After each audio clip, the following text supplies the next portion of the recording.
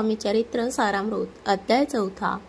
श्री गणेशाय नमः. मुखे कीर्तन करावे अथवा श्रवणी ऐकावे, सोडोपचारे पूजावे स्वामी चरण भक्तीने. न लगे करणे तीर्थाटन, योगाभ्यासे होम हवन, सांडून या अवघासीन नामस्मरण करावे. स्वामी नामाचा जप करिता चारी पुरुषार्थ योती हाता. स्वामी चरित्र गाता ऐकता पुनरावर्ती चुकेल. गत्याध्यायाच्या अंती अक्कलकोटी आले येती, नरपराया दर्शन देती, स्वेच्छेने राहती तयापुरी. सोळप्पाचा दृढ भाव घरी आले स्वामीराव, हे तयाचे सुकृत पर्व नित्य सेवा घडे त्याते. जे केवळ वैकुंठवासी अष्टसिद्धी, ज्यांच्या दासी नवविधी तत्पर सेवेसी, ते धरिती मानव रूप. चोळप्पा केवळ निर्धन, परी स्वामी कृपा होता पूर्ण. लक्ष्मी होऊन यापन सहजाली तया घरी. कैसी आहे तयाची भक्ती, नित्य पाहती परीक्षा येती. नाना प्रकारे त्रास देती, परी तो कधी न कंटाळे. चोळप्पाची सद्गुणी कांती, तीही केवळ पतिव्रता यदोदती. तिच्या चित्ता आनंद स्वामी सेवेचा. स्वामी नाना खेळ खेळती, विचित्र लीला दाखविती. नगरवासी जनाशी भक्ती, दिवसेंदिवस दृढ जडली. स्वामी केवळ इच्छापूर्ती, देशोदेशी झाली ख्याती. बहुत लोक दर्शना येती, कामना चित्ती धरुणी. कोणी संपत्ती कारणे, कोणी मागते संताने. स्वामी म्हणून या लग्ने येती दूर देशाहुनी. शरीर भोगे कष्टले, संसार तापे तप्त झाले. मायामय पसाऱ्याते फसले, ऐसे आले कित्येक. सर्वांसी कल्पधुमा समान, होऊनी कामना करीती पूर्ण. भक्त कागजास्तव अवतीर्ण, मानव रूप झाले. भक्त अंतरी जे जे इच्छिती, ते ते येती राजपुरविती. दृढ चरणी जयांची भक्ती, त्याशी होती कल्पतरू. जी का निंदक कुटील, तयाचे शास्ते केवळ. नास्तिका प्रती तात्काळ योग शासन करीताती. महिमा वाढला विशेष, किती करू लागले द्वेष. कोणा एका समस्यास वर्तमान घडले पै.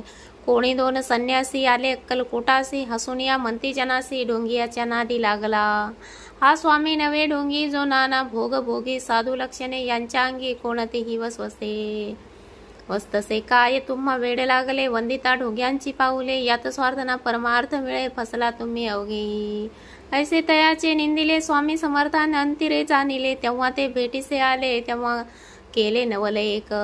पाहावया आले लक्षण, समर्थ समजले तिकून. ज्या घरी बैसले तेथून उठून या चालिले. एका भक्ताची या घरी पातली समर्थांची स्वारी. तेही दोघे अविचारी, होते बरोबरी संन्यासी.